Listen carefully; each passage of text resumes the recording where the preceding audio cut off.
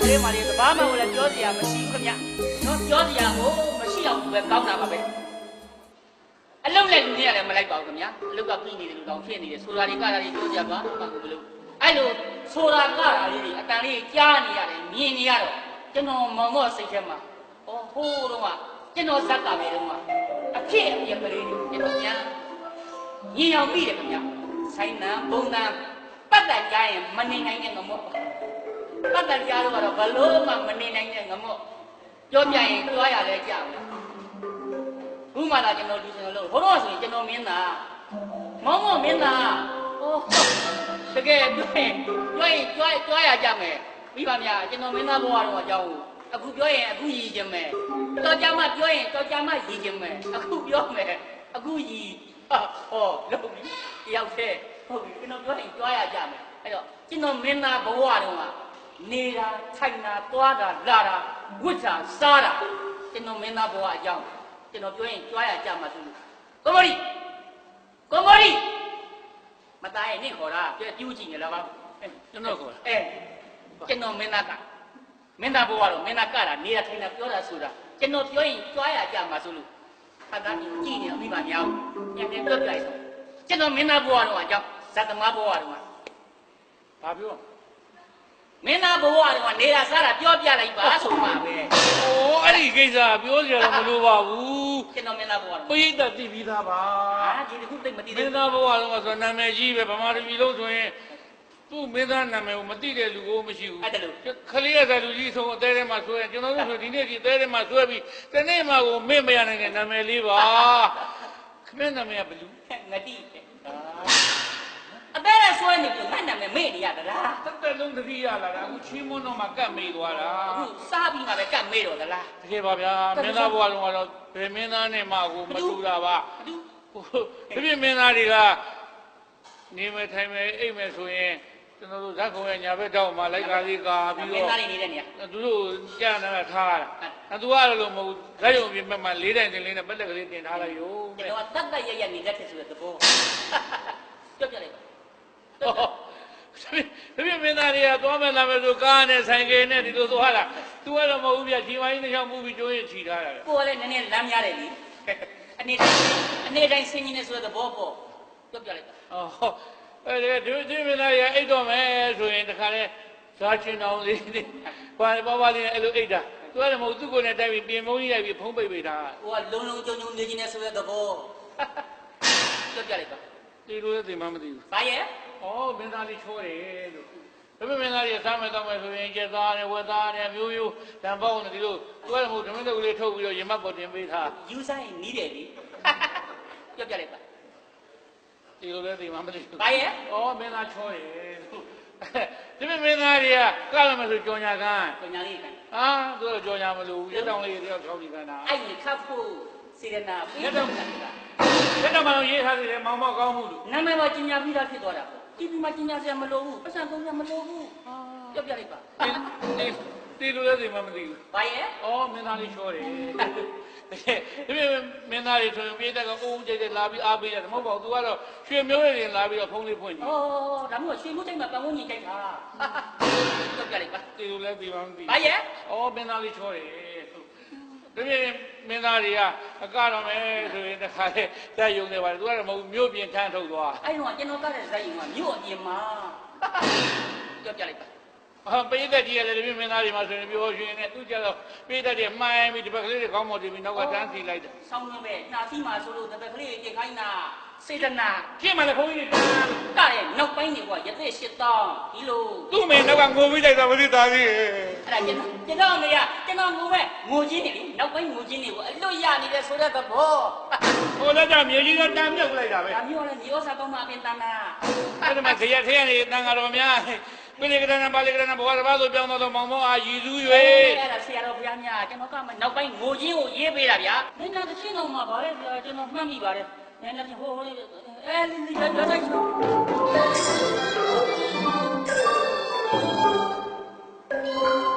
ပိလေကရဏပါလေကရဏပိလေကရဏ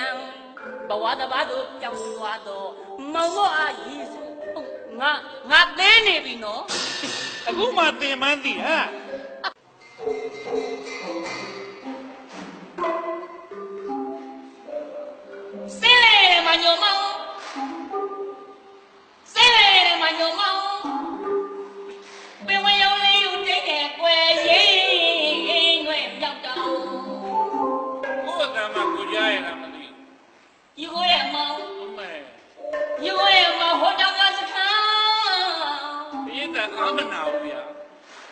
ကိုရဲ့မောင်ကိုတောင်ရောစခန်း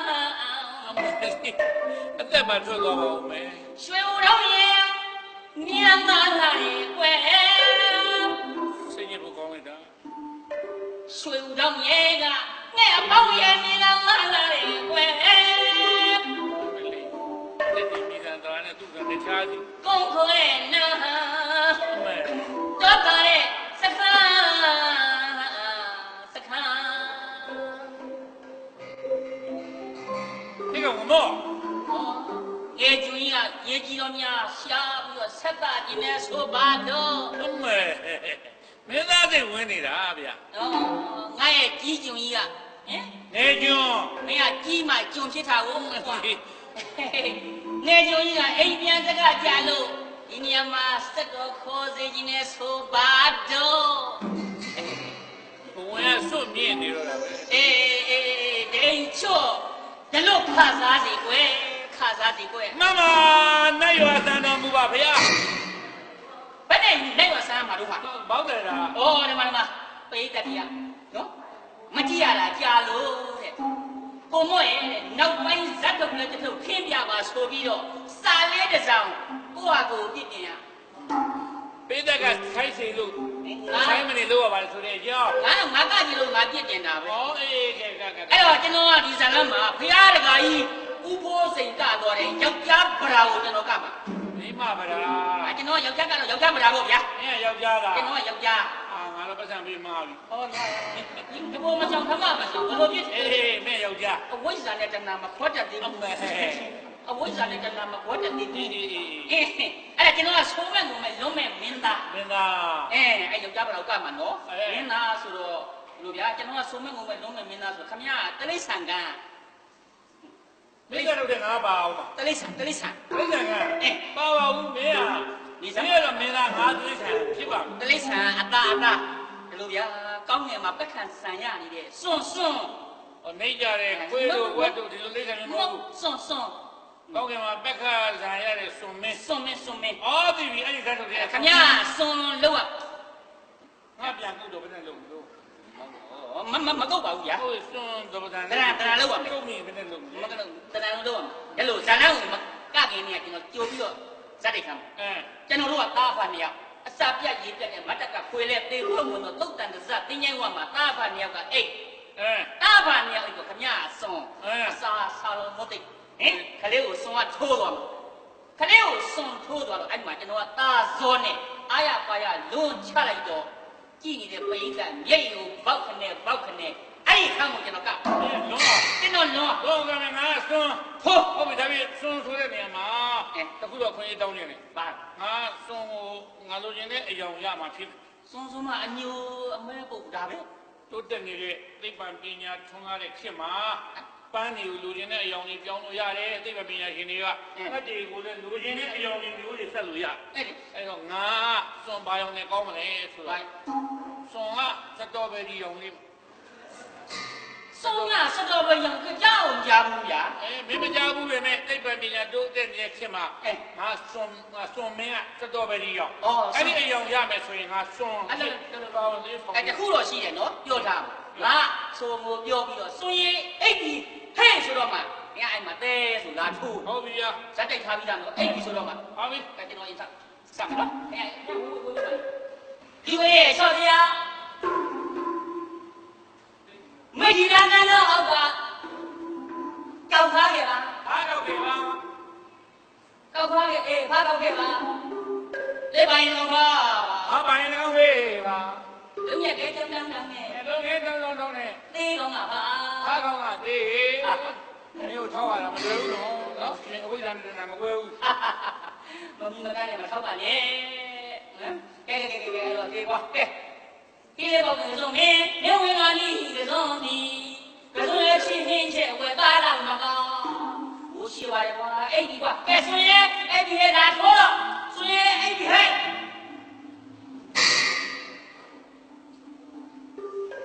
အားပဲတင်လာရဲ့ ခုနဇက်တိုက်ထားတယ်လေမစွန်းနဲ့ခလေးအိတ်ပြီဆိုလို့ရှိရင်စွန်းကခလေးကိုထိုးကျွန်တော်လုံးမယ် ဆိုရင်အိပ်ပြီးဟဲ့ဆိုငါလာ ခလေးကိုထိုးကျွန်တော်လုံးမယ် အေး အောက်ကပြေးတဲ့ညိတ်ရော အေး စွန်းရဲ့အိတ်ပြီဟဲ့ ယ်နှစ်နာရီလောက်တိကျလာခဲ့ရ ဆိုရင်အဲ့ဒီဆိုရင်ထိုးတော့လေ 4 o'clock past 9လောက် မလေးအော်တလားလို့မဟုတ်လားဆိုရင်အဲ့ဒီဟဲ့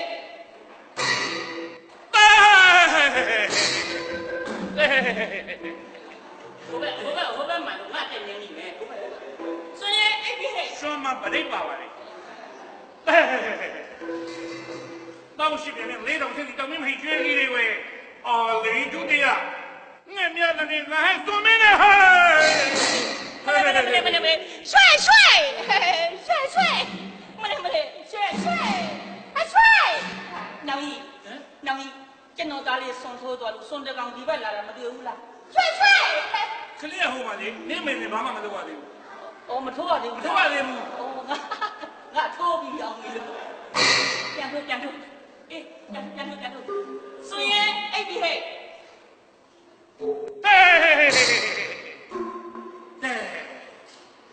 当地这边的那种咱们那些地方啊，雷都的，那边那说明沙下路，离到三面路，沙下拖哪里个？走成这对面话嘛，大半鸟不想冲你下的。哎你嘞，不是影响上面。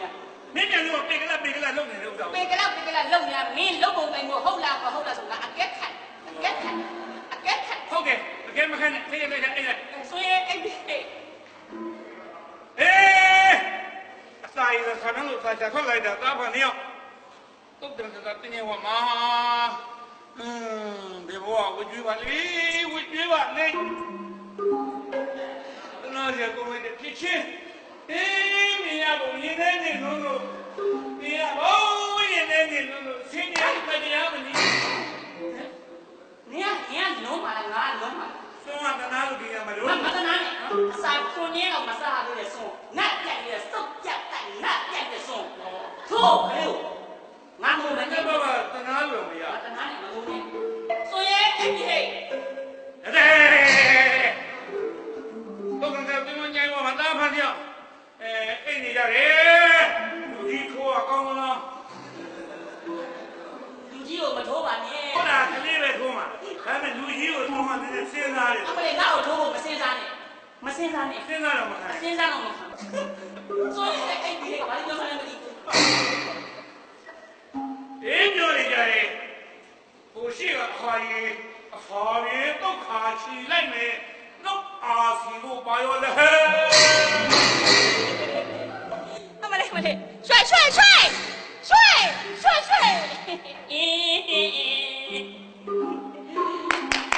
就当我来说起，俺不离了我做好嘞，俺不离。我来别录。没那片，虽然那姑娘也送没，没俺不离的吧，俺怕你不离的了，没偷了，我来呀。我不离了，我今上我俺不离了我做好嘞。我现在嘛包里面没有姑娘的生活，没拿炒茶比，没那米生活好没，俺不离个表弟不留。俺不留我啊。俺陪伢那个是到外面买个猪吧嘞，就啥的。俺什么？俺陪伢那个是到外地呀。哦，这变出。俺陪伢那个是到外地呀。那个都一样。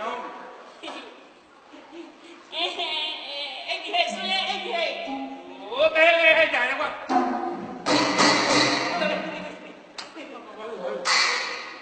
可嘞，哪来了？可嘞，操你娘你也抽啊的啦！大姐都没见过人三拿的，谁没辛苦啦？可嘞，抽人咋抽吧？操你娘抽啊的啦！杨抽，所以我那家都可嘞啊，讲路的，表的家嘞，我这个阿姨啥名字快起来没？那20多包嘞。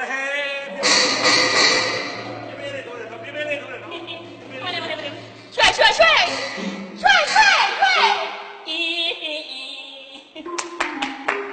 你要微多的，就当我来说起，俺不离呗。进来干嘛？不用了，别出钱。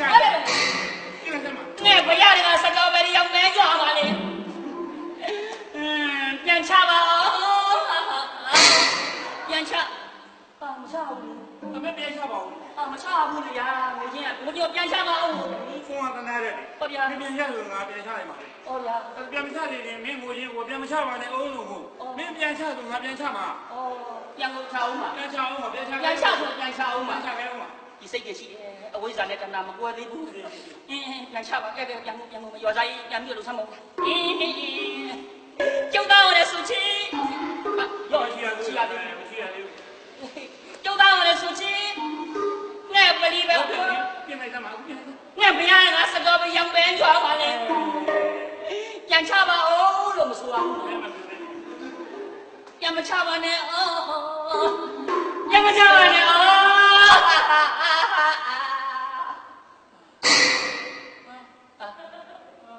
ရွာစားရွာစားသမင်ကောက်နဲ့ရှိရွာစားစိတ်နှမ်းမြန်ခင်ဗျဘယ်လိုလုပ်တာတော့ဗျာဘာဖြစ်ရမှာလဲတော့ခင်ဗျာသူ့ရဲ့လုံးတာလုံးနဲ့တားကိုစွန်ထိုးသွားလို့တားစွန်နဲ့ကျွန်တော်အားရပါရလုံးနေတာရွာစားရဲ့ခင်ဗျသမင်ရှိနဲ့တန်းတုံနေသလားဟင်ဒီမှာနဲ့ပို့ပေးပါကျေးဇူးရှင်ရွာစားရဲ့ငိုချင်းလေဗျာငိုချင်းနေမှာပြောင်းကြီးငိုချင်းလုပ်ပြီငိုချင်းဆိုင်ပြီအေးလေဗျာတော့မင်းတို့ရွာလုံးကိန်းတော့ညောင်းလာပြီရ ဒီပါဦးမရွာစားနေပြီနေဗျာ စွန်လို့လာကြပြီတခါမှအဲ့လောက်ကြာကြီးကြိုက်မပေးဘူးရ ဟုတ်ဗျာခဏလေး ကြာကြီးကြိုက်ညောင်းနေရ ရွာစားနေပြီခဏလေးပါ ညမကြီးတော့နေပြီလို့ကြာကြီးမကြိုက်နိုင် ဘိုးသွားနေရွာစားရင်ဟုတ်ပြီကျွန်တော်ပြန်ငုံမယ်နော်အခုလားညာအမလေးပေါင်လို့อ่ะ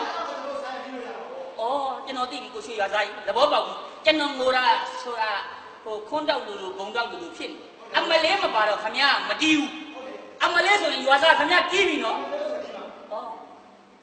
ညောင်းလာပြီ ဟုတ်ပြီဟိုမှာရွာစားနေပြီနေရွာစားအမလေးဆိုရင် तू တီးပြီတဲ့မှတ်ကြအားလုံးမှတ်ကြအမလေးဆိုရင်ရွာစားတီးပြီနော်ဟုတ်ကဲအမလေးဆိုရင်တီးတယ်ဆိုရွာစားရင်ဟုတ်အင်းကျောင်းလာရဆိုချင်းငဲ့ပလီပဲ လုံးလာပြီကျင်းလိုက်စမ်းပါပြင်လိုက်စမ်းပါ ငဲ့ဘုရားကစကားပဲရောက်တယ်ကြွားပါလေပြန်ချပါအောင်လို့မဆိုပါဘူးပြန်မချပါနဲ့အမလေးကမချပါနဲ့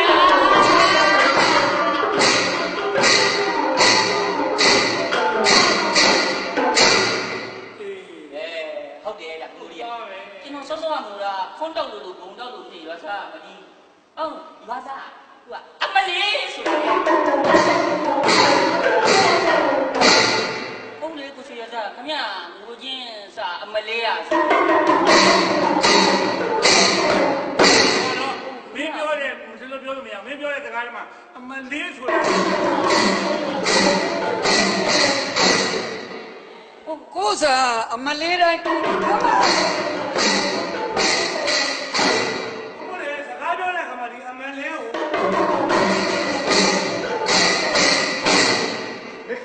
မင်းတို့အကင်းတော်မပေါ်နေကြွားသားအမေနောက်အင်မတန်နောက်တက်တာမင်းကဒီစကားတဲ့ထည့်ပြောနေမှာတော့ तू ကရိပ်မိတာပေါ့ तू မသိအောင်ပြောရတယ် ဘယ်လိုပြော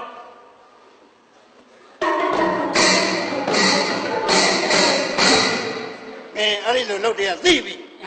ဖိုက်ကြရတယ်အင်တာအတင်းပါသူတို့မသိအောင်ပြောရ ဘယ်လိုပြောမလဲ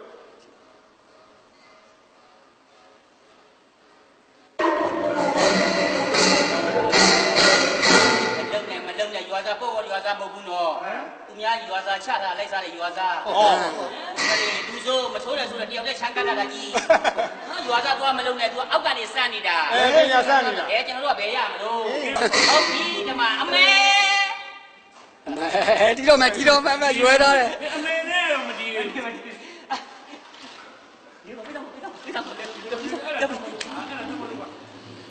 အမေအမေဒီလို